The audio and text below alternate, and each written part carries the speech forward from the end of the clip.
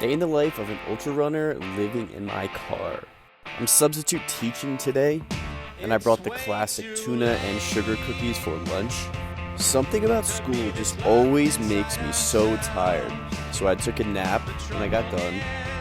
It's a beautiful day out. I just went on a 2-mile run, still recovering a bit from the 100K. My mind is ready to go, but my body is still kind of hurting in weird places. A couple chicken burritos for dinner, and then I spent the rest of the night in one of my favorite places.